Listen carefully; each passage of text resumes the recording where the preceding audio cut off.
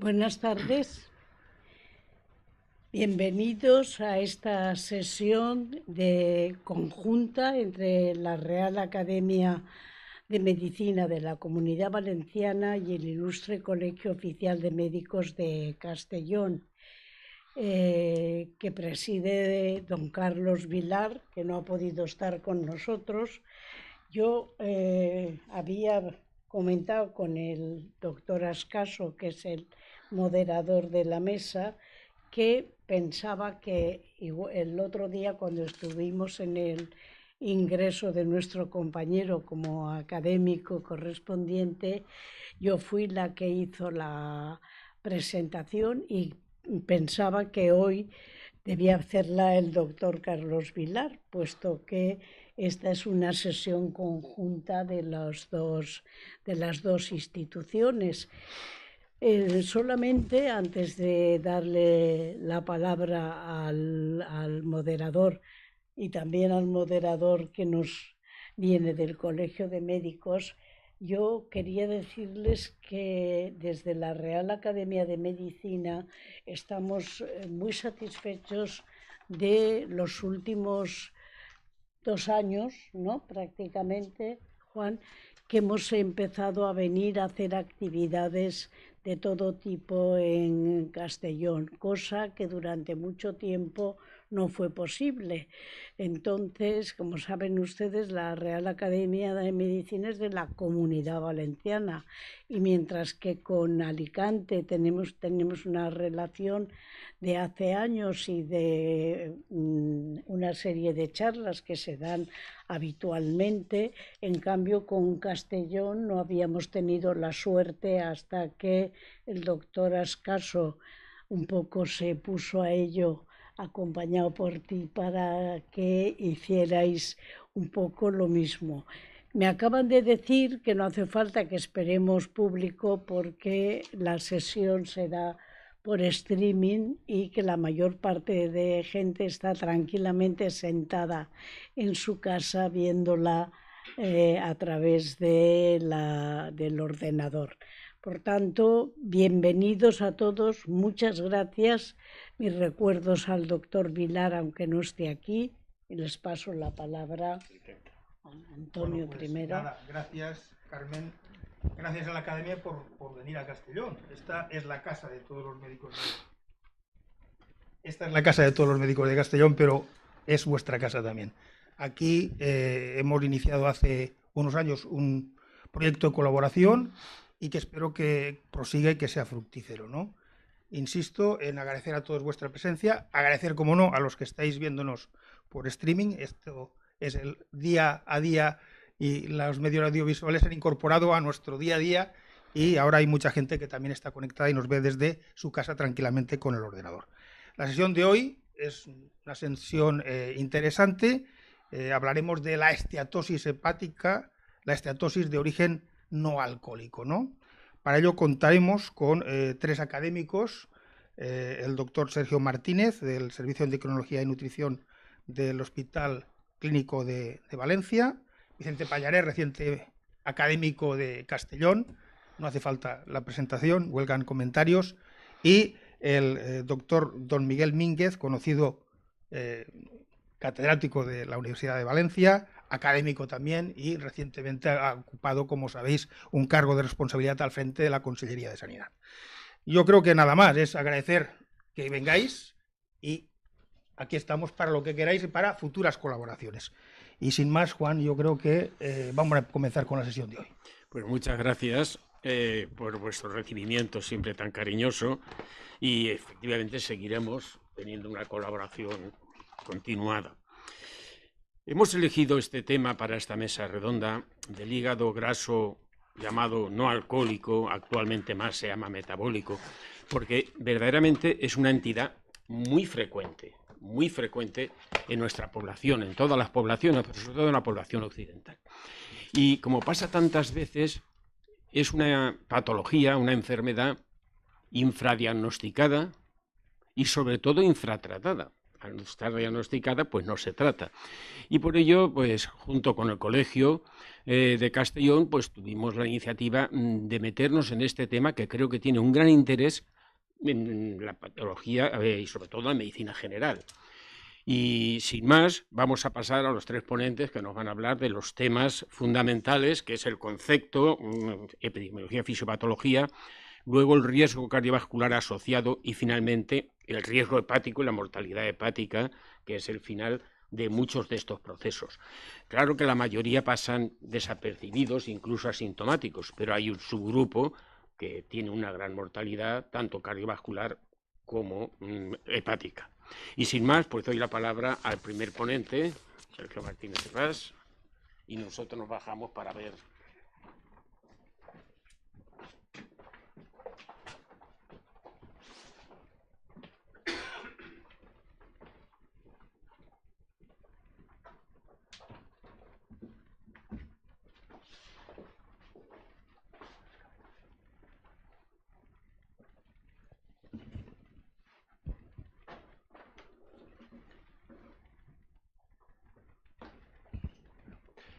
Buenas tardes. En primer lugar, quería agradecer a la Real Academia de Medicina de la Comunidad Valenciana y al Ilustre Colegio de Médicos de Castellón el haberme invitado a estar aquí esta tarde con todos vosotros.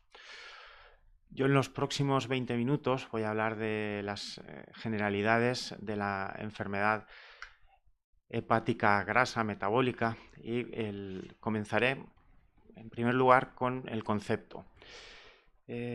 Y comenzaré con el concepto que se tiene, el término que se utiliza desde hace pocos meses, porque en verano de este año, del 2023, hubo un consenso de la Sociedad Americana para el Estudio de la Enfermedad Hepática, y el término que anteriormente conocíamos como enfermedad hepática grasa no alcohólica, el NAFLD, que posteriormente se denominó también metabólico, actualmente en ese consenso lo que se ha decidido es que se debe denominar enfermedad hepática esteatósica asociada a la disfunción metabólica. Y lo que incluye es obviamente una afectación hepática en la que debe haber como mínimo un 5% de los hepatocitos en los que hay esteatosis, pero además se asocia a la presencia de factores de riesgo metabólico. Es muy prevalente, como luego veremos, en la diabetes y en la obesidad, pero básicamente dentro de los criterios que se incluyen es al menos uno de los 5 criterios que existen para hacer el diagnóstico de síndrome metabólico.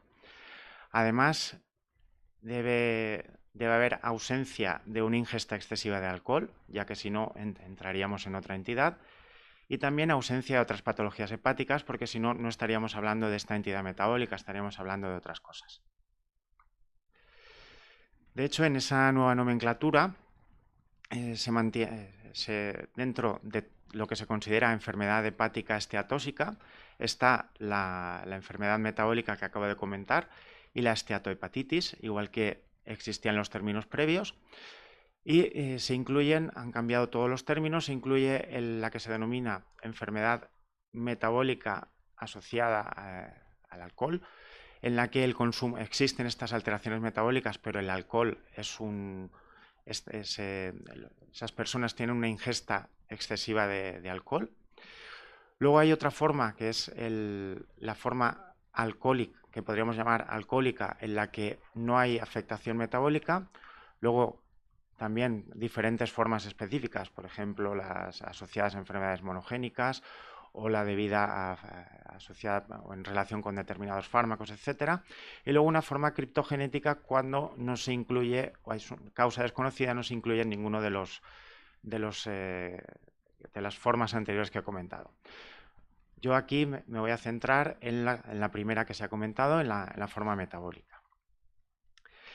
Y en primer lugar lo que quiero comentar es la fisiopatología. ¿Por qué ocurre esta entidad? Es cierto que hay todavía muchos aspectos que no son del todo conocidos, pero sí que hay algunos, no sé si se puede marcar de alguna forma con el... ¿no? Vale.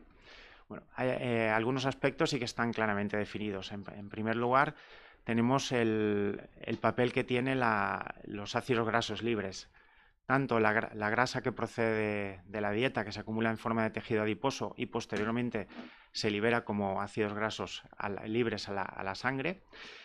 Esto induce inflamación y resistencia a la insulina, que son fundamentales en la obesidad y en la diabetes, por eso aparece con mayor frecuencia en estas entidades y por eso una de las posibles complicaciones, como luego comentará el doctor Pallares, es la asociación a la enfermedad cardiovascular.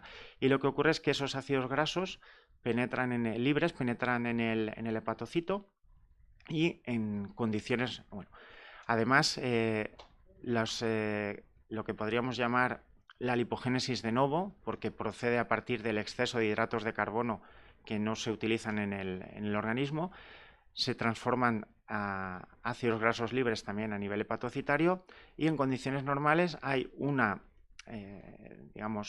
metabolización a nivel mitocondrial y por otro lado se transforman en triglicéridos. Esos triglicéridos por un lado dan lugar a las VLDL que pasan al torrente circulatorio y que posteriormente darán lugar al resto de partículas lipoproteicas y por otro lado esos triglicéridos se almacenan en forma de gotas lipídicas. Esas gotas lipídicas a su vez por una fosfodiesterasa pueden transformarse otra vez en ácidos grasos. Esta fosfodiesterasa se ha visto también, se ha involucrado en el desarrollo de esteatosis hepática metabólica. Se ha visto que hay variaciones genéticas que hacen que haya mayor o menor tendencia a que eso se produzca y también incluso es una diana terapéutica que se está estudiando debido al papel fundamental que tiene. Si esa situación podríamos llamar de metabolismo de los ácidos grasos libres se ve sobrepasada, lo que va a ocurrir es que va a haber una lipotoxicidad por parte de esos ácidos grasos y como consecuencia se va a producir estrés oxidativo y se va a producir inflamación, que son las bases, entre otras cosas, de la arteriosclerosis. Como consecuencia se producen múltiples citoquinas y esas citoquinas van a dar lugar a una inflamación y a la activación de diferentes células. Y todo eso va a poner en marcha, por ejemplo, las alteraciones a nivel cardiovascular. Además, obviamente, todo este proceso también está modulado por diferentes factores, tanto genéticos como la presencia de otras patologías, como puede ser la dislipemia, como también alteraciones en la microbiota, etc. Además, es una entidad que es importante tenerla en cuenta porque es la enfermedad hepática crónica más prevalente a nivel mundial. Más del 25% de la población tiene esta entidad. Lo que ocurre es que muchas veces no se diagnostica, es decir, 1 de cada 4 personas tiene esta entidad. Debido a su asociación por los criterios de definición con el síndrome metabólico y los procesos fisiopatológicos con la resistencia a la insulina, la esteatosis hepática metabólica está presente en algunas series hasta casi el 60% de las personas con diabetes y hasta el 80% de las personas con obesidad. Es decir, en determinadas poblaciones la prevalencia es todavía mucho más elevada. De hecho, nosotros actualmente en la consulta realizamos un despistaje activo de esta enfermedad debido a la elevada prevalencia que tienen en pacientes que vemos con cierta frecuencia en los servicios de endocrinología, como son la diabetes tipo 2 y la obesidad. Pero no solo aparece en personas obesas, también aparece en personas no obesas. Y además, debido también al aumento de la prevalencia de obesidad y de síndrome metabólico en personas más jóvenes, incluidos los niños, hasta incluso más del 7% de la población infantil tiene también este tipo de afectación hepática. Y ya si nos vamos a clínicas donde se ve obesidad infantil, estos porcentajes aumentan muchísimo. Afortunadamente, aunque puede producir una serie de complicaciones, un pequeño porcentaje, o bueno, menos del 10% de los pacientes van a desarrollar complicaciones hepáticas. Sin embargo, debido a la elevada prevalencia que tiene esta entidad, supone una de las principales causas tanto de cirrosis como de hepatocarcinoma. Por tanto, es fundamental detectar a estas personas y es fundamental de alguna forma establecer quiénes van a evolucionar hacia esas formas más graves, porque en esas personas es en las que nos tenemos que centrar más y evitar que eso ocurra. Sin embargo, a pesar de que es muy prevalente, todos sabemos que existe esta entidad, es infravalorada e infradiagnosticada. La historia natural, que simplemente voy a comentar esto porque luego hablará sobre este tema el doctor Mínguez. Tenemos un porcentaje de personas con los factores de riesgo que hemos visto anteriormente.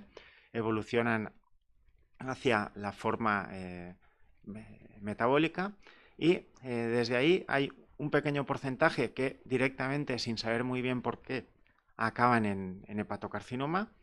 Pero lo habitual es que vayan pasando por una serie de fases, esteatohepatitis, fibrosis y posteriormente cirrosis, y acaben en un porcentaje desarrollando el hepatocarcinoma.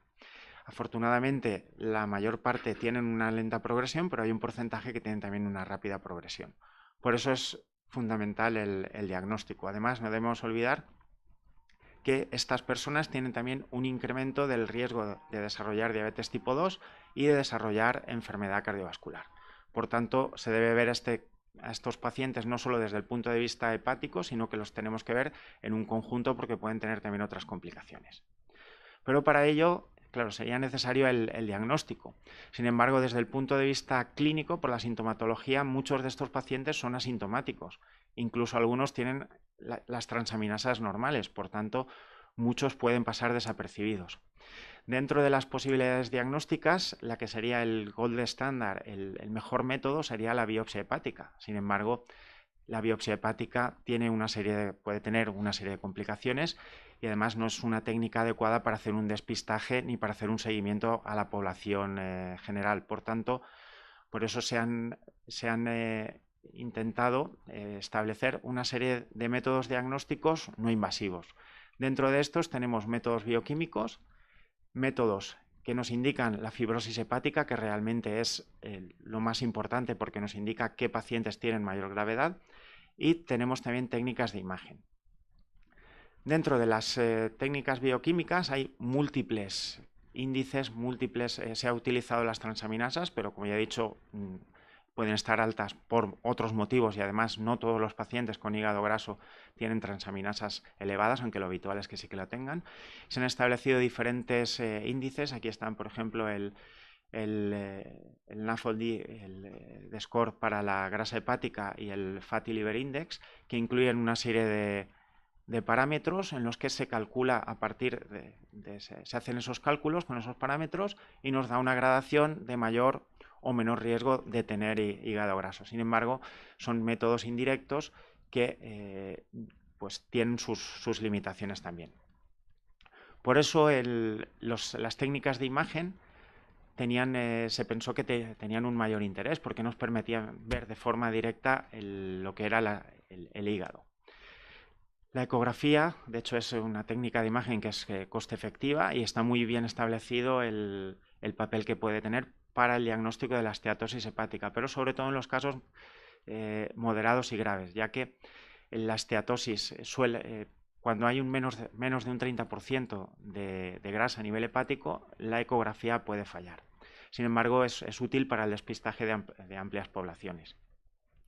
Lo que se observaría en la ecografía es que hay un aumento de la ecogenicidad hepática, es un aumento difuso, y lo que se fija hay más aspectos en los que se puede fijar, pero sobre todo cuando la ecogenicidad hepática excede la ecogenicidad de la corteza renal, también cuando hay una pérdida de la definición del diafragma y también cuando hay una mala delimitación de la arquitectura intrahepática.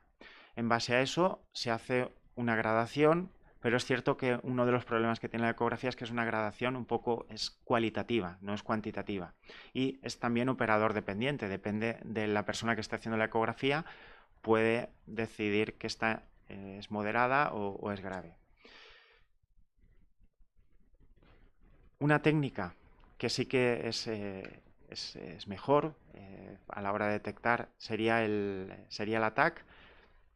Y lo que se basa el ATAC es en la atenuación hepática, que se correlaciona inversamente con el contenido hepático de grasa.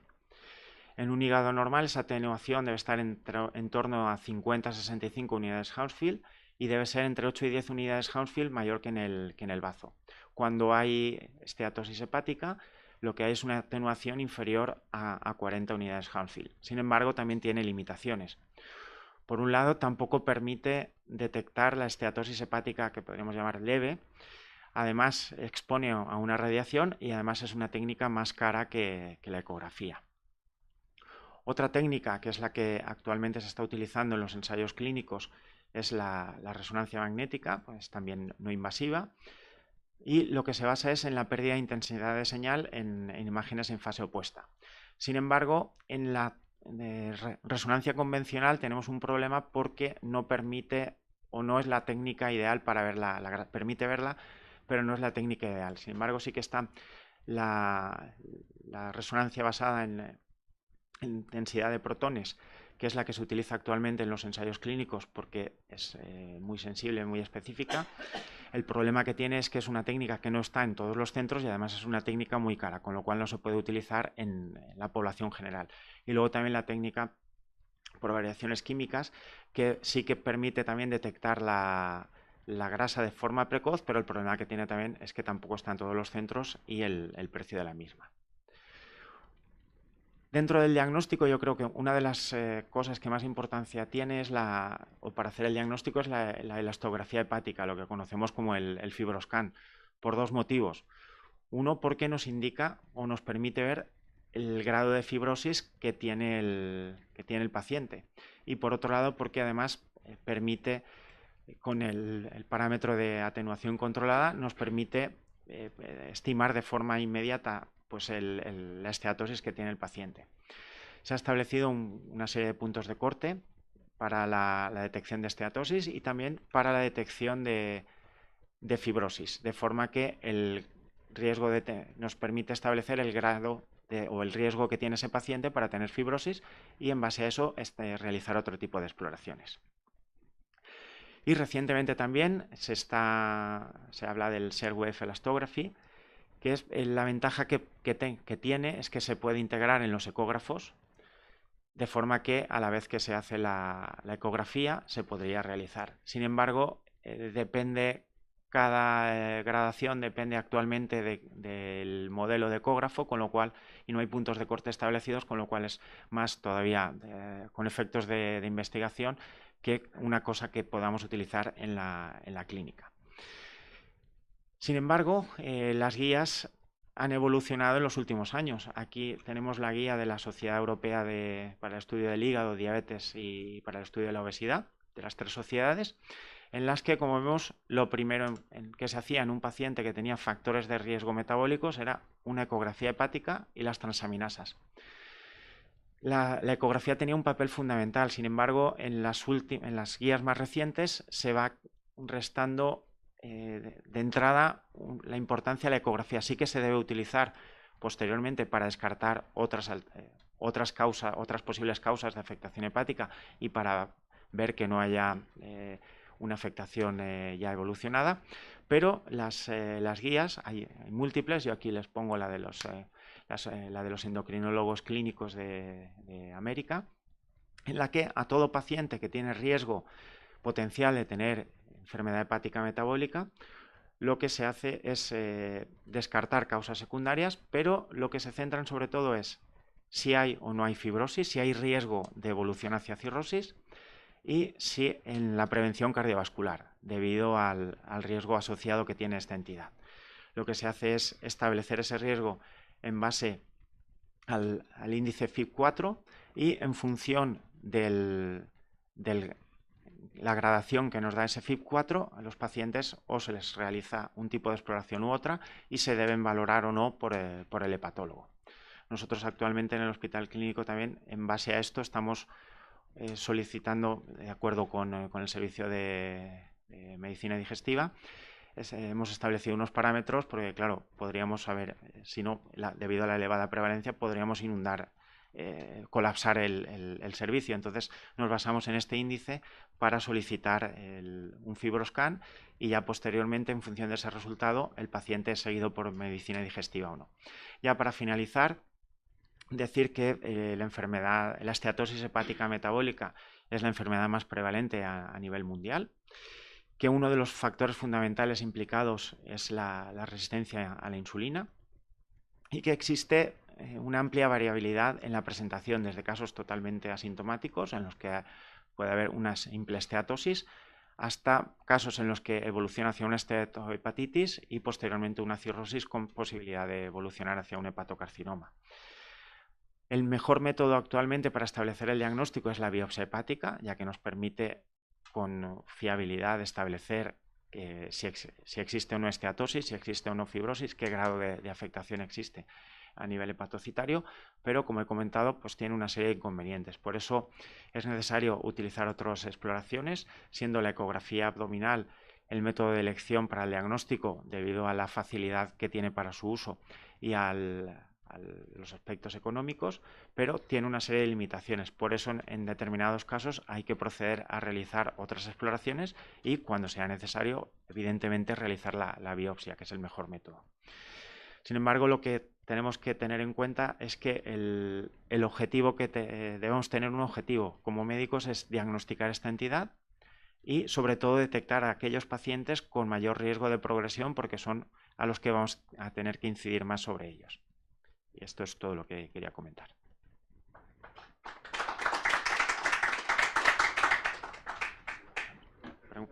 Vale, las preguntas me comentan que las haremos al final.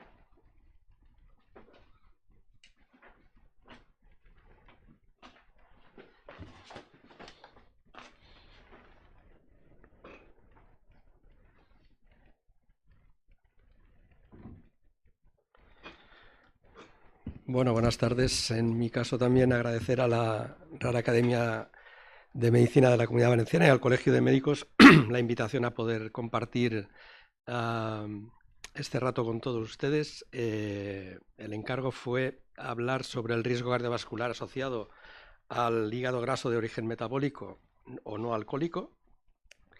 Y bueno, a modo de introducción ya cuestiones que ya se han comentado, ¿no? La definición yo creo que ha quedado más que clara, y una característica del NAFLD, que ahora evidentemente ha ido evolucionando, es su asociación, como ya se ha comentado, con otras comorbilidades metabólicas, la obesidad, la diabetes fundamentalmente, pero también la dislipemia y la hipertensión. Y precisamente es esta estrecha asociación lo que ha motivado lo que se ha comentado en la ponencia anterior, el cambio en la denominación. Pasamos del hígado graso, la esteatosis hepática, a la enfermedad hepática grasa no alcohólica, el NAFLD, o bien a la enfermedad hepática metabólica, actualmente el MAFLD. Y como ven, hay un escenario aquí que alrededor del NAFLD o de la esteatosis hepática, inicialmente como la conocían, hay un universo de condiciones metabólicas, bien como enfermedad subclínica o bien como enfermedad clínica. Y esto evidentemente tiene su relevancia. De hecho, la comparación de los criterios es que el NAFLD es esteatosis hepática sin consumo de alcohol, sin hepatitis vírica y sin otras etiologías que condicionen la esteatosis hepática.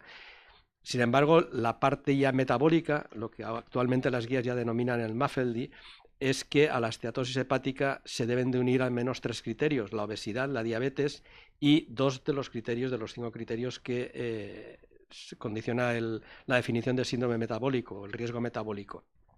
Y en ellas está el perímetro de cintura, la hipertensión, los triglicéridos, la resistencia a la insulina, que también se ha comentado, el HDL, la condición de prediabetes y factores de inflamación.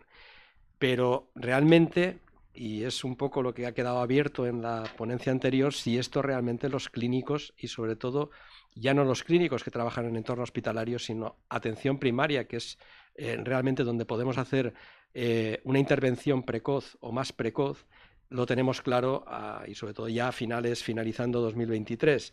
Bueno, esta es una imagen clásica de Braunwald y Dazu del continuum cardiovascular. En el año 1991 apareció, hubo sus detractores en ese momento, pero parece que lo que ya Framingham nos venía diciendo, que los factores de riesgo cardiovascular inducían a una aceleración del proceso aterosclerótico y que condicionaban la enfermedad coronaria, bien isquémica, o bien el infarto de miocardio, con su situación más dramática, que es la muerte súbita, o bien alteraciones que condicionaban un remodelado posteriormente una insuficiencia cardíaca y una situación terminal.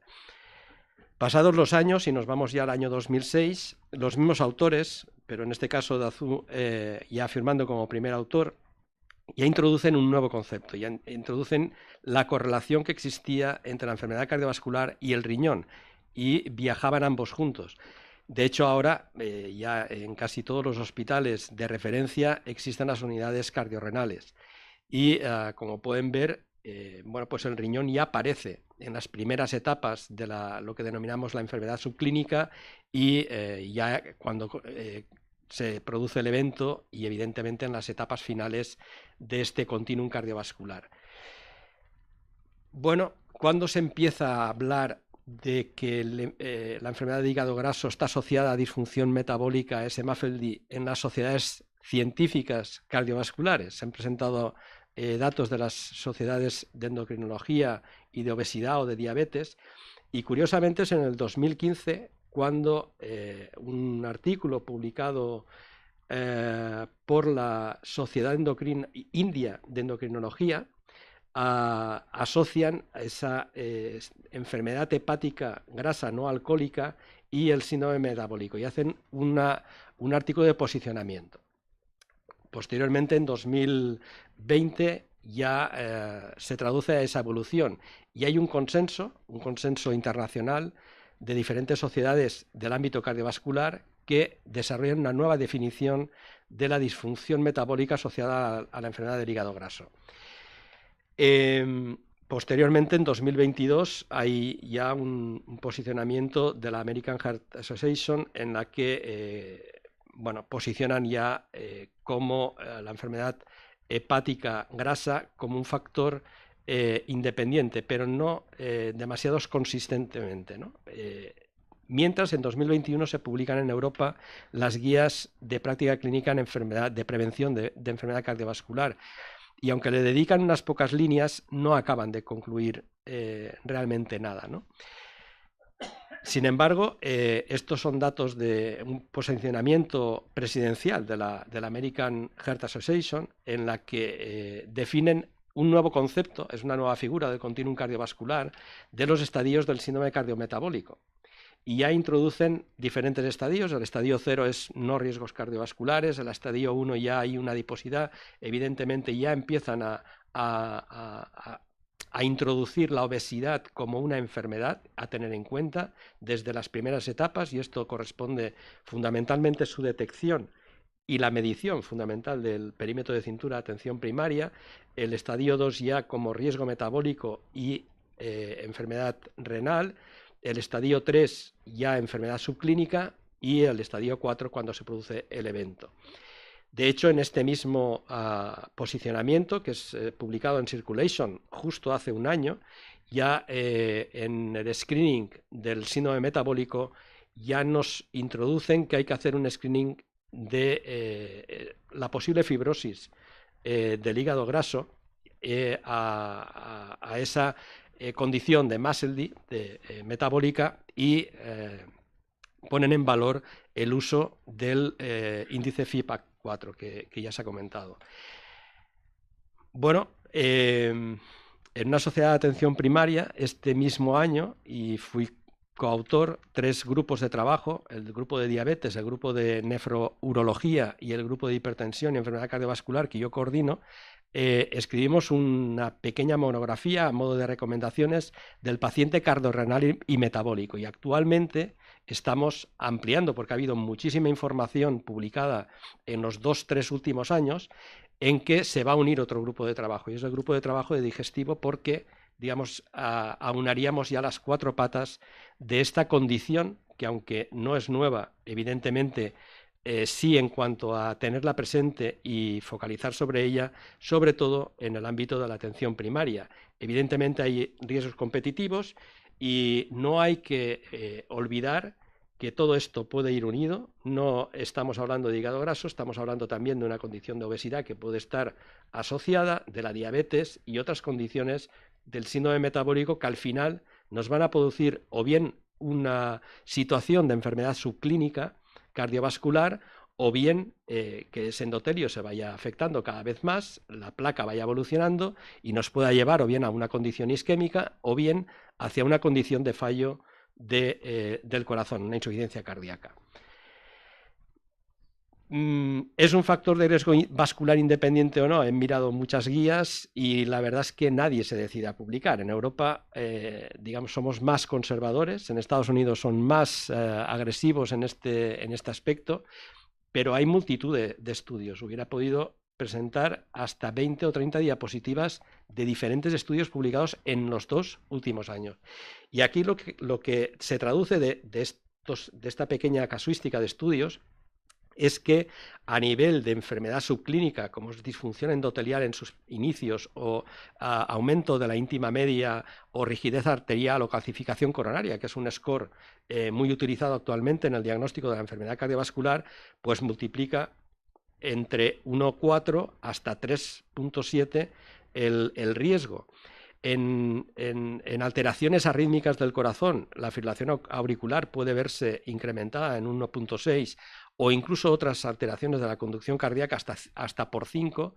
En cuanto a disfunción diastólica, y esto es muy importante, es insuficiencia cardíaca, pero insuficiencia cardíaca preservada, que actualmente tenemos pocas herramientas como para actuar sobre ella. La sistólica, que viene más de la condición isquémica, evidentemente tenemos más herramientas, pero en esa insuficiencia cardíaca con fracción de eyección preservada hay que tenerla presente y el foco lo tenemos que hacer en los factores de riesgo y entre ellos, fundamentalmente, aparte de la hipertensión, los metabólicos. Y si ya nos vamos al evento, pues puede llegar a multiplicar la condición de NAFLD o MASLD por 1,6 o por 2,6 el riesgo de tener eventos fatales. Esto me he atrevido a traerlo porque es un estudio que estamos llevando a cabo desde ya hace unos años. Esta es la foto finish del corte transversal cuando se cerró la cohorte, con 8.066 pacientes atendidos en consultas de atención primaria en España, y vemos cómo la situación de esta fotografía, la diabetes en atención primaria es un 20,2 de los pacientes que vemos todos los días. Más de la mitad tienen alteraciones lipídicas, casi la mitad son hipertensos, el 70 y mucho % sobrepeso, obesidad, tabaquismo, sedentarismo.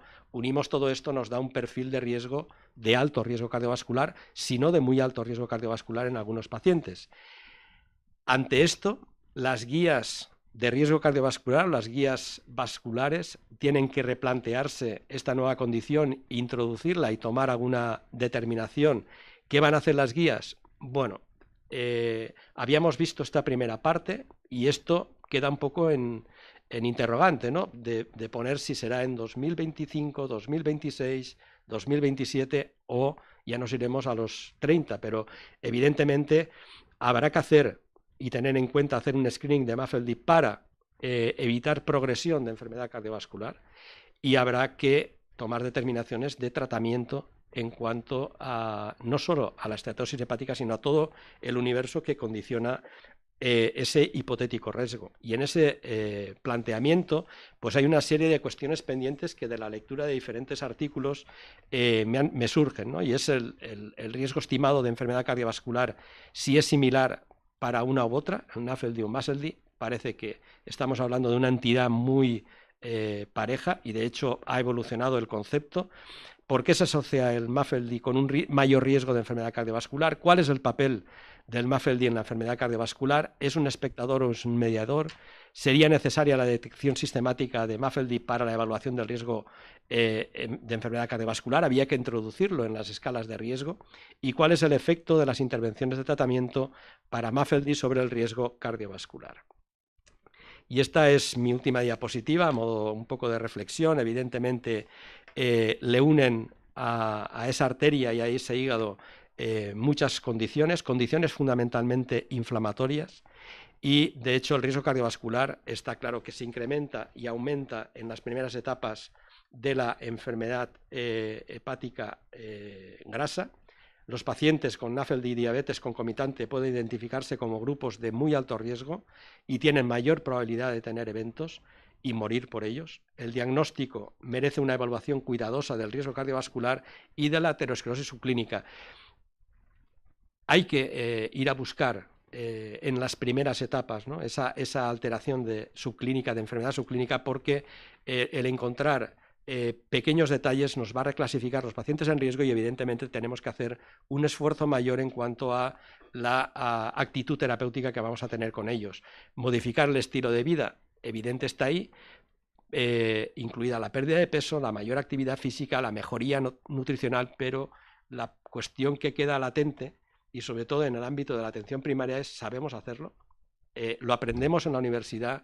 ¿Tenemos claro cómo recomendar? Sí, es muy fácil, pero prescribimos adecuadamente. Y igual que prescribimos fármacos, deberíamos hacer una adecuada prescripción de estilos de vida y quizá ayudarnos o apoyarnos con otros entornos del ámbito sanitario. Y si bien actualmente no hay un tratamiento farmacológico, las guías no se pronuncian al respecto, ninguna guía cardiovascular. Los factores de riesgo concomitantes a NAFLD o MAFLD deben de abordarse mediante, y esto las guías lo tienen claro, las estatinas no están contraindicadas, los antihipertensivos, evidentemente lo mismo que dicen las guías, en primer escalón serían los IECAS o ARA2 y lo que haga falta para poner en una situación de normotensión al paciente. Los ISRGT2 y los análogos del GLP-1 han venido para quedarse, como diríamos en otras condiciones que hemos hablado en estos últimos años, y la aspirina también, por ese posible efecto inflamatorio de esta patología, también está teniendo, y de hecho ayer se publicó en Medscape un editorial sobre el papel de la aspirina en la enfermedad hepática grasa. Y por mi parte, y quedo a disposición de la discusión y del debate, muchas gracias.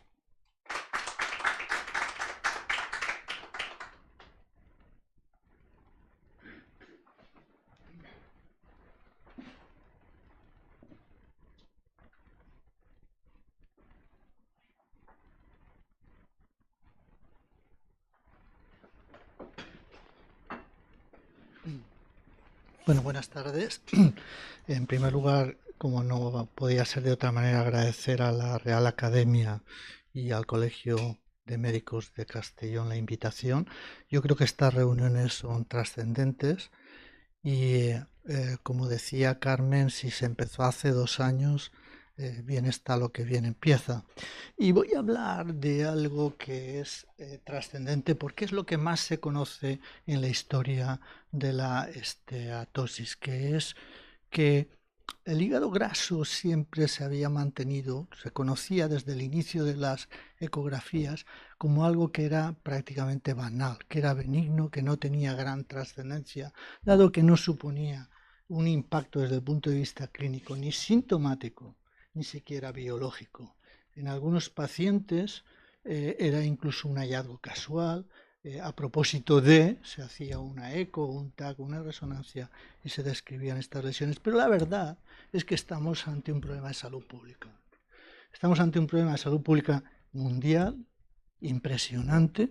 En el momento actual es un 25% de promedio en la población mundial, con áreas muy superiores, no solamente en países desarrollados, sino en países en vías de desarrollo.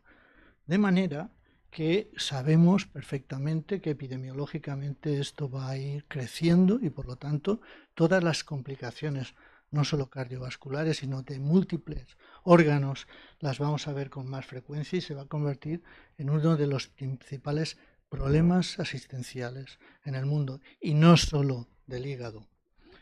Como se ha comentado ya previamente, en una población sana, cuando inciden una serie de factores fundamentalmente metabólicos, desde el sobrepeso, diabetes, síndrome metabólico, dislipemia, algunos factores hereditarios congénitos también son importantes, van a producir una alteración de un hígado normal. Y esa alteración del hígado normal va a pasar, en primer lugar, en varios estadios por una esteatosis, que pasará por un proceso inflamatorio, esteatohepatitis, seguirá su progresión hacia una fibrosis y en la fase 3 de fibrosis, como veremos más adelante, empiezan las complicaciones graves, tanto con eventos relacionados con eventos cardiovasculares que van a ocasionar en un porcentaje elevado mortalidad, como en la progresión hepática que va a ocasionar cirrosis y hepatocarcinoma. pero también hay una muy buena correlación entre esa fase fibrótica y cáncer extradigestivo. Fundamentalmente veremos más adelante de útero, etc. Miren ustedes, histológicamente, si nosotros atendemos la primera fase, que es la inclusión de partículas grasas sin afectación celular, sería la esteatosis pura, tiene poca trascendencia clínica y una evolución benigna. Pero lentamente se produce el proceso inflamatorio, aparece la esteatohepatitis y aquí ya sí que hay una buena correlación con un incremento de la mortalidad. De hecho, algunos pacientes, como comentaba antes Sergio, ya desarrollan un hepatocarcinoma, probablemente porque tengan un componente genético de predisposición. A lo largo también de los años, entre un 20 y un 40% de los pacientes con esteatohepatitis van a desarrollar fibrosis. Y esa fibrosis tiene unos estadios que van a determinar la gravedad de las complicaciones, fundamentalmente el paso a hepatocarcinoma y a cirrosis. Y es importantísimo que nosotros hagamos estadiaje, porque va a ser trascendente. Los pacientes exclusivamente con esteatosis, con inclusión de grasa en el hígado sin afectación celular ni de la trama, van a tener un componente benigno y por lo tanto no nos va a preocupar. Sí que va a ser también, nos va a empezar a preocupar los pacientes con inflamación, que los subclasificamos histológicamente en 3 grados, y nos va a preocupar extraordinariamente los pacientes que tienen fibrosis, que las clasificamos en 4 grados. 2 teóricamente más leves, que es el grado 1 y el grado 2, y el grado 3 y 4, que son avanzadas y que tienen una buena correlación con, como veremos más adelante, con un peor pronóstico. ¿Por qué tiene tanto importante hacer la gradación de la lesión hepática? Pues porque la esteatosis tiene un pronóstico leve y es reversible con un cambio del estilo de vida. Esto es trascendente. Porque la esteatohepatitis se relaciona con un incremento de mortalidad y puede avanzar incluso a cáncer hepático, pero es reversible con cambios en el estilo de vida. La fibrosis leve se relaciona con incrementos de mortalidad, puede avanzar a cáncer hepático, pero es reversible y puede mejorar con cambios de estilo de vida, pero la fibrosis avanzada no. Se relaciona con un aumento de mortalidad global, con un aumento de la mortalidad y morbilidad por complicaciones hepáticas. Muchos de ellos necesitan trasplante hepático, como veremos más adelante, y no es reversible, pero puede mejorar con cambios y mejorar del estilo de vida y no con fármacos. Es verdad que hay más mortalidad. Desde hace muchos años conocemos que sí, que la fibrosis en estos 3 grandes grados, esteatosis, esteatohepatitis, inflamación y fibrosis, la fibrosis avanzada fundamentalmente está relacionada con un aumento de mortalidad. Pero no solamente un aumento de mortalidad por patología hepática, sino por patología cardiovascular. Es la primera causa de muerte en pacientes con esteatohepatitis metabólica y con cáncer extrahepático. Miren ustedes, esto es un metaanálisis en el que se analiza el grado de fibrosis. Acuérdense, había 4 grados. 4 grados, el cuarto es la cirrosis ya. Como vemos que la mortalidad, el ratio de mortalidad se incrementa a partir del estadio 2. De manera que el estadio 1 teóricamente no nos importaría mucho hacer el análisis y el estadiaje, pero sí en los siguientes.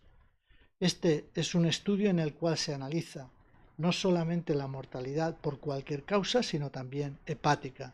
Y empiezan a aparecer incrementos a partir del estadio 1 de fibrosis.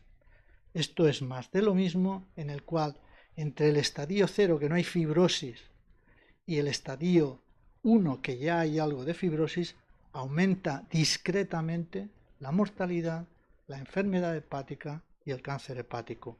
Y a medida que avanzamos es muy superior. Aquí se ve muy bien en este diagrama de barras cómo tanto las complicaciones hepáticas, la posibilidad de trasplante hepático, la mortalidad por enfermedad hepática como la mortalidad global, fundamentalmente cardiovascular, están relativamente en concordancia con el grado de fibrosis.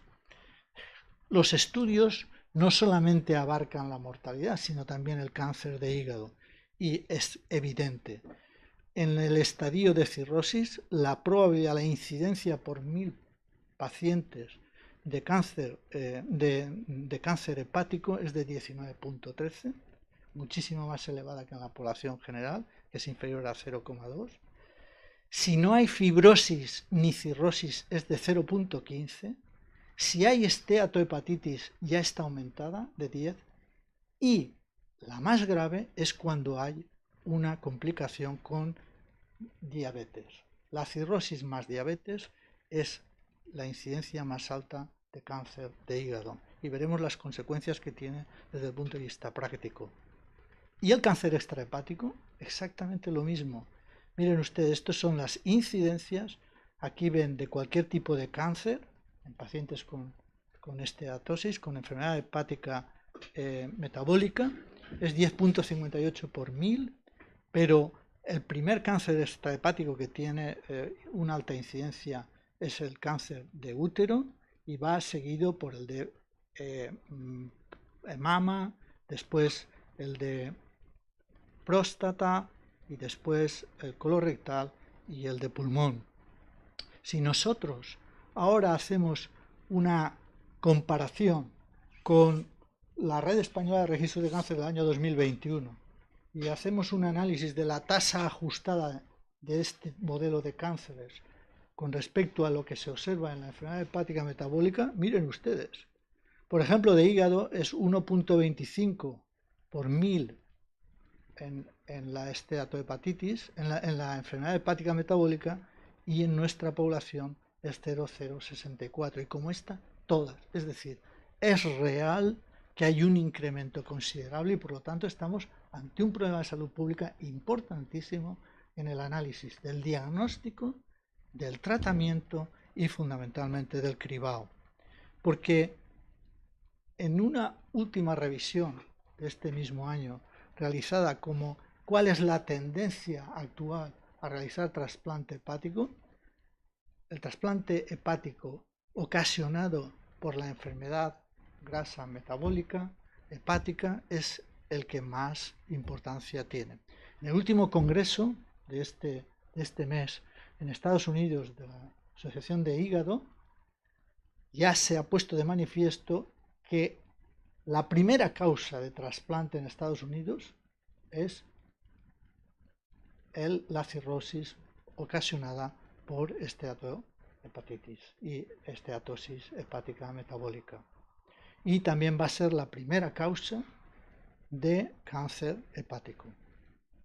Estos son estudios previos, son relativamente recientes, pero analizan hasta el año 2019 cuál ha sido la tendencia en la lista de espera de candidatos a trasplante hepático en Estados Unidos. Esta es la lista de espera por hepatocarcinoma. El primero siempre ha sido la cirrosis vinculada al virus C, que va descendiendo en los últimos años. ¿Y cuál es la que aumenta en verde? El hígado graso no alcohólico. Y si hacemos un ratio, veremos que es la línea de abajo, cómo va incrementando brutalmente esta incidencia. Es más frecuente en hombres que en mujeres, pero en hombres, en la lista de espera de candidatos a trasplante, no por cáncer, sino por cirrosis hepática descompensada asociada a grasa, es la segunda causa en los hombres, pero es la primera causa en las mujeres.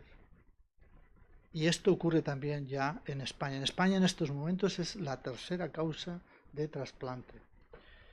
Y por edades es la primera causa de trasplante, de lista de espera para trasplante por cirrosis hepática en Estados Unidos, y en menores de 55 años siguen siendo la patología alcohólica.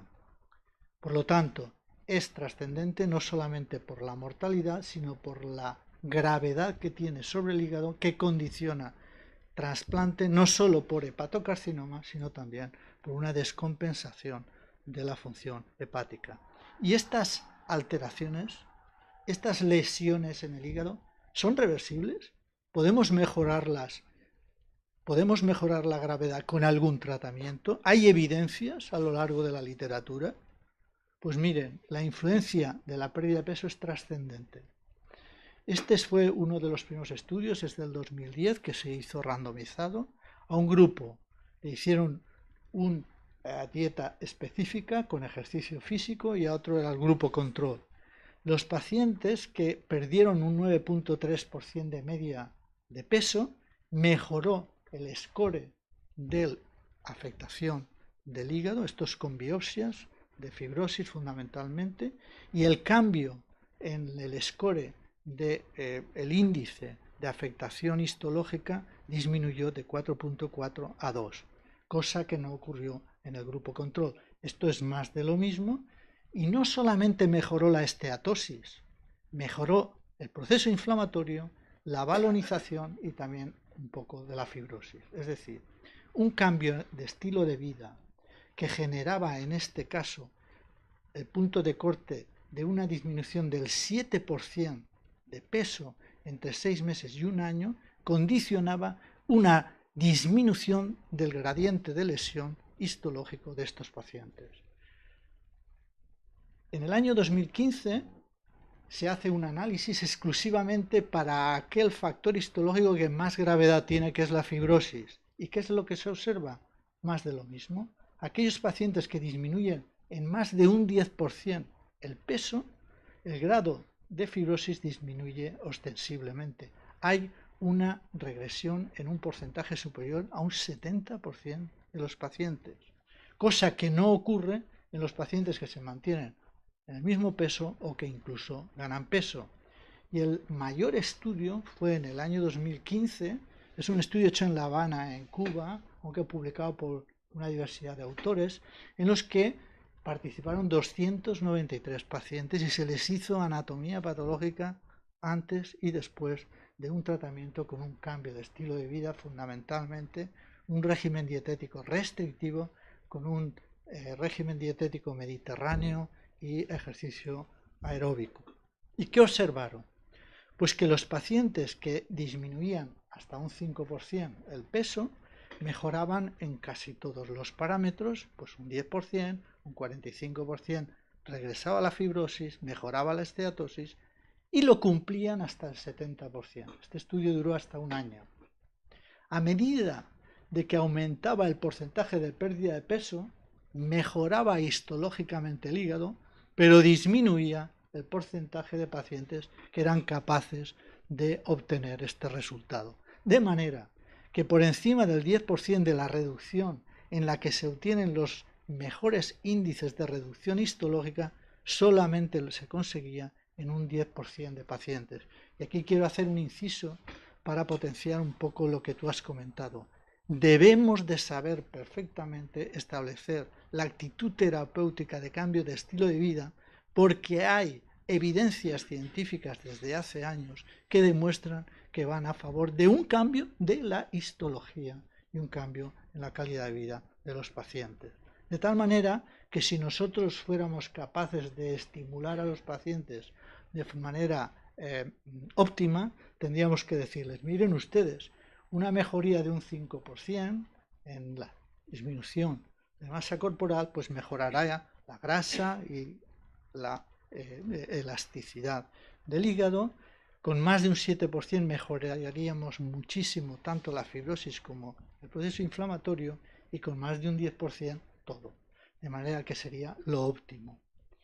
Y es que influye también la dieta, influye la pérdida de peso conseguida con dieta y con ejercicio físico. Pues bien, se conoce que la dieta, entre comillas, mediterránea es sustancialmente muy superior a la dieta occidental o la dieta de comidas rápidas, con comidas sobresaturadas, etc. De manera que para conseguir esa pérdida de peso hemos de hacer especial hincapié en dos cosas. Una dieta específica con disminución calórica, dieta mediterránea, y en segundo lugar ejercicio físico. Y da igual que el ejercicio físico sea aeróbico o sea ejercicios para esfuerzo y resistencia. Los dos sirven igual, de manera que podemos individualizar al gusto de los pacientes el modelo de ejercicio. Y en estos momentos se está haciendo estudios dinámicos dietéticos para ajustar también la dieta, para conseguir disminuir el peso al gusto de los pacientes. Pero esto se considera absolutamente esencial para tener una mejoría no solamente clínica, sino histológica de las lesiones y bloquear la historia natural de estos pacientes. Y dado que es tan alta la prevalencia y que es un problema mundial de salud pública, es necesario realizar biopsias. Me parece que ya has contestado. Debemos establecer programas de cribado, también has contestado, y es necesario hacer una monitorización de por vida para valorar los cambios, es decir, un paciente que hemos conseguido cambiar su estilo de vida, ha perdido peso y que está fenomenal, ¿va a ser de por vida o tiene muchas probabilidades de recaer? Todo esto debe ser monitorizado y fundamentalmente, en mi opinión, por atención primaria, fundamentalmente en los grados leves. Porque fíjense, las técnicas de imagen, como ustedes bien han comentado previamente, es muy útil. Por ejemplo, para la esteatosis, la ecografía, como has comentado, es la más accesible, la más económica, solamente que las lesiones leves, los porcentajes leves no nos los va a ver, pero tampoco nos importa excesivamente, porque lo que queremos ver fundamentalmente es la fibrosis que va asociada a amplios porcentajes de esteatosis hepática. El FibroScan es absolutamente imprescindible que todos los servicios de digestivo tengan un sistema de cuantificación de la fibrosis y del hígado graso con FibroScan. En el momento actual en la Comunidad Valenciana no todos lo tienen y esto es algo imprescindible. Como técnicas para identificar el riesgo de esteatohepatitis no hay ninguna excelente. La mejor es la resonancia con métodos especiales que es cara y solamente se está haciendo en estudios de investigación. Y para evaluar la fibrosis avanzada, lo mejor que hay, lo más útil, lo más práctico es el FIB4. El FIB4 nos va a dar un punto de corte porque tiene la particularidad de que tiene un valor predictivo negativo muy importante, es decir, un FIB4 menor de 1.3 es que no va a tener enfermedad hepática grasa. Y un FIB4 superior a 2.67 nos va a decir que tiene una fibrosis avanzada. Por lo tanto, FIB4 en sí es un análisis estadístico que se hace con 4 parámetros, que es la edad, las transaminasas y las plaquetas. Y se pueden hacer desde cualquier consulta y por lo tanto, en el momento actual lo puede hacer cualquier médico en cualquier circunstancia y los análisis son los que se hacen de rutina. Por lo tanto, desde el punto de vista biológico es muy sencillo hacer ese cribado. Desde el punto de vista morfológico cuantitativo hay que ir al FibroScan. El FibroScan nos va a calcular el CAP, que es la atenuación del sonido a través del hígado y que a más hígado graso, más atenuación y por lo tanto va a estar muy alto y nos va a dar la rigidez o dureza del hígado. Las ondas sonoras ante un hígado rígido van a tener más velocidad de transmisión y por lo tanto un punto de corte más alto. Por lo tanto, desde el punto de vista de identificar el peor estadio de fibrosis, el que peor pronóstico que tiene, que es la cirrosis, necesitamos primero FIB4, el FibroScan y, en caso de dudas, la resonancia magnética. ¿Qué criterios de cribado debemos de tener? ¿Debe ser a toda la población? Pues no, miren ustedes, al 25% de población es imposible hacer el cribado, ni siquiera con el FIB4, que sería algo importante.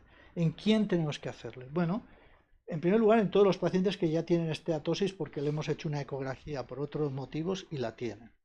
En segundo lugar, cuando tengamos la sospecha basada en que tenga factores de riesgo, como es la obesidad, factores de riesgo metabólico, y en estos haremos un FIB4.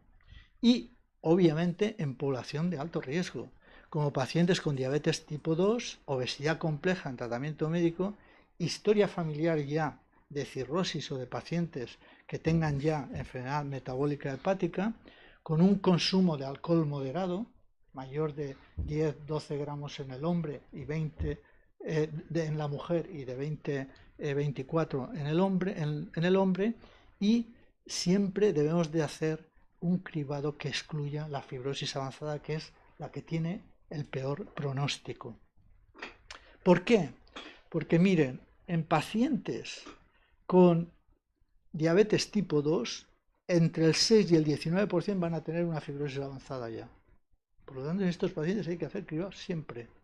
En pacientes con obesidad compleja, entre el 4 y el 33% van a tener ya una fibrosis avanzada dentro de esa historia natural en la última fase.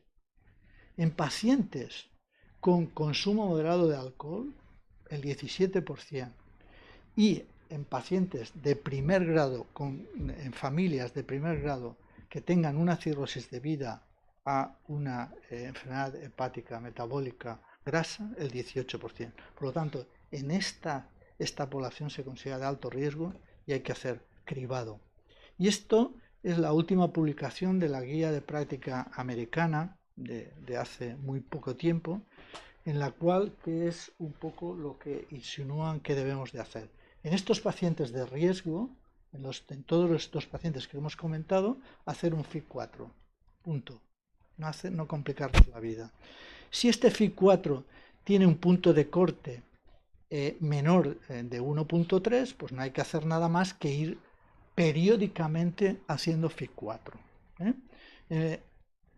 Ahí podemos subclasificar pacientes que tengan más o menos predisposición a tener un hígado graso metabólico. Lo haremos o bien cada 1 o cada 2 años o cada 3 o 2 años. Eso va a ir cambiando a lo largo de la historia. En aquellos que tengan más de 1.3, que es el punto de corte que se considera que tiene menos un valor predictivo negativo y más un valor predictivo positivo, habrá también una gradación. Si es muy alto, mayor de 2,67, pues ya los tendremos que referenciar porque la probabilidad de fibrosis es tan alta que hay que referenciarlos a la consulta de patología. Si es entre 1.3 y 2.6, hay dos consideraciones. Una es que además biológicamente tenga una alteración de las transaminasas. Nos da igual y los enviamos ahí a patología para que hagan un estudio específico. Y si no, hay que hacer un fibroscan. El fibroscan, para hacerlo, no es necesario derivar al paciente a la consulta de hepatología. Es necesario indicarlo, que te lo hagan y tener el resultado. Para que os hagáis una idea, nosotros hacemos al día entre 10 y 20 fibroscans. Fibroscan es una técnica rápida, que es inocua y que en general, salvo en pacientes muy obesos, en que es muy complicado y a veces es imposible, es relativamente sencillo de hacer. Un fibroscan alterado nos va a decir, hay hígado graso y cuantitativamente cómo está, y un hígado fibrótico. Si es hígado fibrótico, consulta de patología. Y aquí en la consulta de patología, que ya habremos recibido los que tengan un FIB-4 elevado o los que tengan un fibroscan muy elevado, hay que plantearse ante un paciente con una fibrosis muy avanzada si ya tiene cirrosis o no tiene cirrosis o seguimos adelante. Entonces aquí hay que considerar muy bien si hacemos técnicas no cruentas, no biopsias, como pueden ser TACs con análisis complejos o resonancia con análisis complejos, para que nos determinen el grado de lesión, tanto de hígado graso, como si existen lesiones acompañadas, por ejemplo, imágenes típicas de cirrosis hepática o incluso ya un hepatocarcinoma. Y esto seguimos valorándolo hasta que llega un momento en que tenemos que tomar decisiones acerca de si hacemos biopsia o no. Si hacemos biopsia, si el estadio está entre 0 y 1, revaloramos cada 2 o 3 años. Si está entre estadio 2 o 3, hacemos una revisión anual y consideramos algún tratamiento farmacológico. Hoy en día no hay ninguno. Y si está en estadio 4, hacemos el control de cualquier cirrótico, es decir, hacemos un seguimiento para descartar complicación más grave, que es el hepatocarcinoma, o las descompensaciones de la cirrosis que pueden abarcar o bien solamente tratamientos farmacológicos y médicos que vayan compensándolo, o en algunos pacientes, si la obesidad es muy importante, se plantea el bypass, la cirugía bariátrica, que en estos pacientes consiguen una pérdida de peso importante, y si el grado de descompensación hepática permite la cirugía, permite un mejor pronóstico en el seguimiento de la cirrosis. En conclusión, yo creo que el tema que estamos abordando hoy, que es el hígado graso de origen metabólico no alcohólico, es un problema de salud pública trascendente, que va a ser un problema increscendo a medida de que la dieta occidental se vaya imponiendo y las medidas de estilo de vida progresen hacia un incremento de la obesidad, de la diabetes, de la hipertensión, de la insuficiencia renal, del síndrome metabólico, etcétera, que tenemos que poner especial énfasis en cambiar probablemente esa alerta de cambio de estilo de vida y hacer especial hincapié en eso, dado que no tenemos tratamientos farmacológicos en el momento actual que sean proactivos, y considerar siempre que ante pacientes con sobrepeso o obesidad, la pérdida de peso debemos de monitorizarla, adherir muy bien al paciente, así como cambios de estilo de vida que conlleven ejercicio físico, tanto aeróbico como de esfuerzo. Y muchísimas gracias.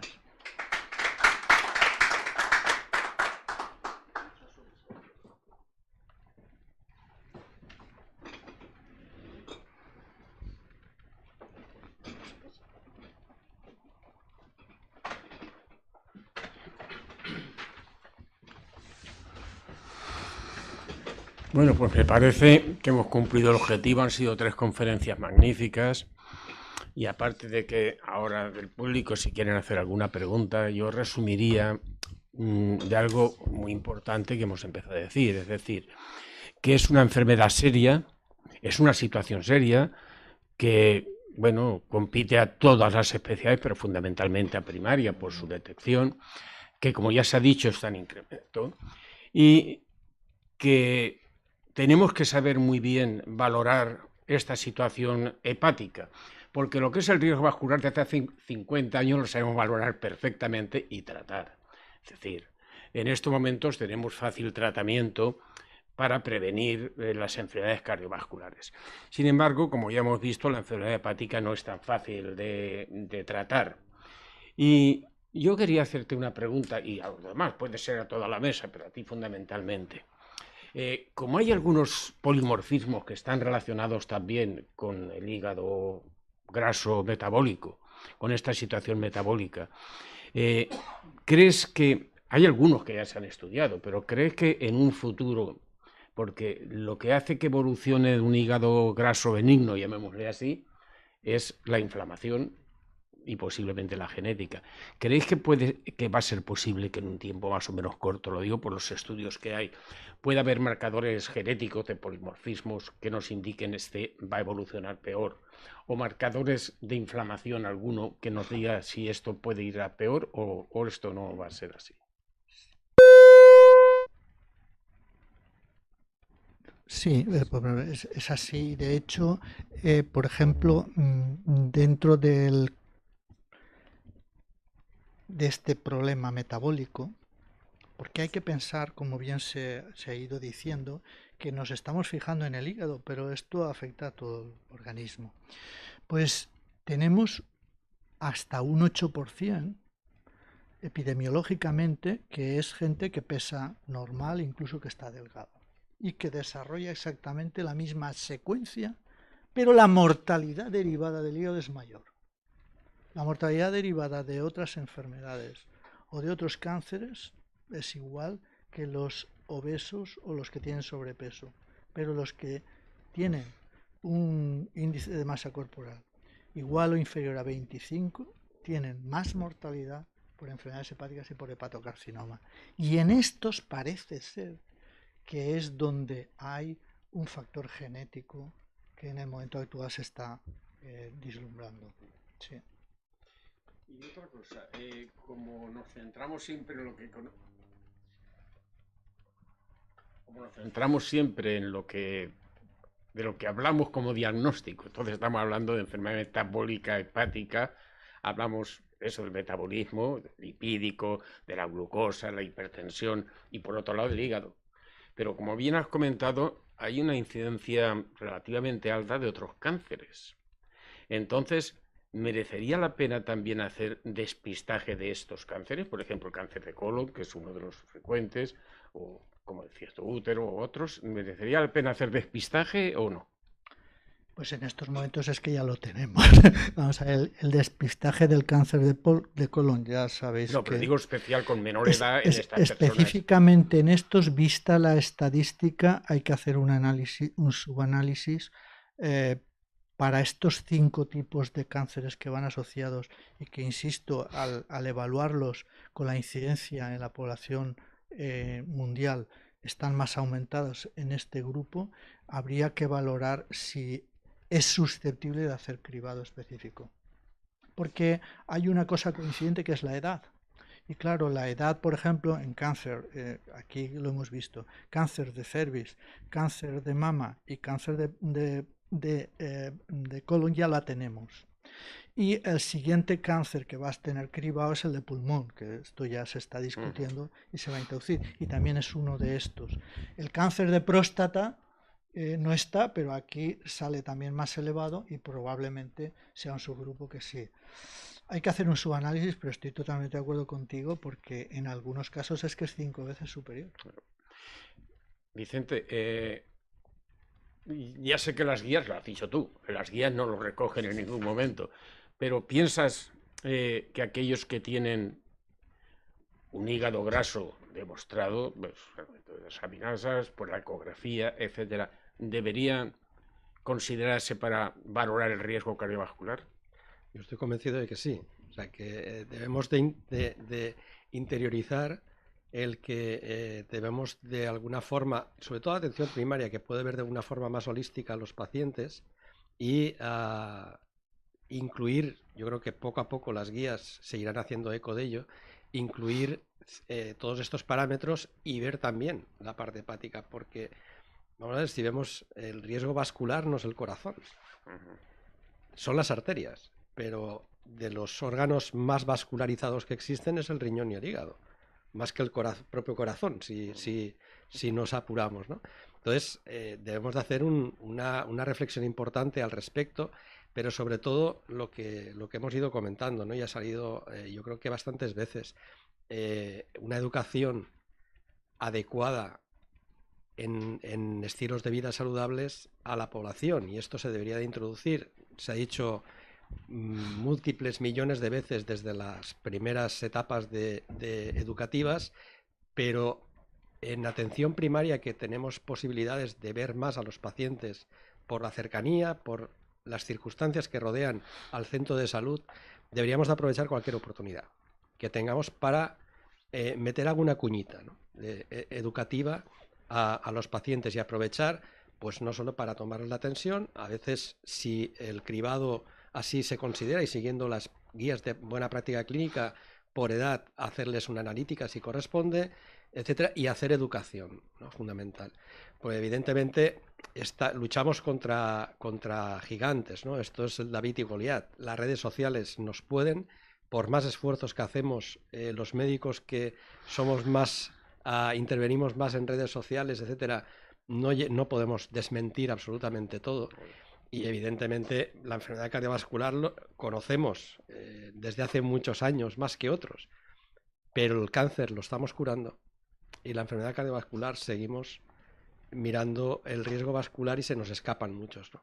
Entonces yo creo que hay que hacer una reflexión de por qué la aterosclerosis no hay forma de atajarla, y todo es con muchos genes, ¿no? Intervinientes. Entonces, de alguna forma algo debemos de mejorar, y las guías de práctica clínica son un buen guión para establecer líneas conductuales, pero todos deberíamos de hacer lo mismo. Lo que en atención primaria vemos también es que muchos pacientes vienen y no oyen lo que quieren oír, evidentemente. Entonces, al final, se quedan con el mensaje del ámbito sanitario. Y aquí incluiría no solo a los médicos de cualquier especialidad, sino también enfermería debe de alinearse con el mensaje para que digamos lo mismo y hablemos con la misma terminología, y fundamentalmente la farmacia comunitaria. Y en la prevención, Sergio, ya que se ha hablado más de insulinresistencia como factor importante en el desarrollo, ¿piensas que la clásica cintura hipertriglicerídica debía ser utilizada por todos, pero sobre todo en primaria, para despistar estos casos? Yo creo que sí, además sería una forma muy fácil y rápida y barata de realizar el despistaje. Lo digo porque es curioso que, como dices tú, es fácil y barata y pocos se utilizan. Sí. ¿Alguien del público quiere hacer alguna pregunta? Yo quería hacer un comentario, bueno, una pregunta, porque hemos hablado que tenemos identificada una patología muy prevalente, pero hoy por hoy no tenemos tratamiento farmacológico específico. Tenemos el control de los factores de riesgo. ¿Qué perspectivas futuras creéis en cuanto a tratamiento farmacológico de la esteatosis? ¿Los GLP-1, pioglitazona, o hay que esperar para definir un poco más? Yo no me atrevo a intervenir teniendo de compañeros de mesa a quien está, ¿no? En tecnología y digestivo. Yo creo que estamos en un momento, sobre todo para la obesidad y también para la diabetes, casi de enhorabuena, ¿no? Están apareciendo muchas moléculas también para el colesterol. Moléculas que nos están sorprendiendo, de hecho, bueno, pues, con efectos que iban dirigidos muy a la diabetes y ya se están traspasando al paciente no diabético, incluso a la insuficiencia cardíaca. Han revolucionado el tratamiento de todas, hablo de los inhibidores del SGLT2, pero los agonistas del GLP-1 están consiguiendo reducciones de peso importantes, y hemos visto por las presentaciones que la reducción de peso es crítica, es fundamental. Y no habría que llegar, evidentemente, a la cirugía bariátrica para debería de ser un paciente muy, muy, muy seleccionado el que llegara ahí. Y quizá, si se establece una buena introducción terapéutica cuando haga falta, porque también terapéutico es modificación de estilos de vida, pues evidentemente ahora yo creo que estamos ante un buen escenario farmacológico. Lo otro es que, evidentemente, los estudios tendrán que ir demostrando que eso es así.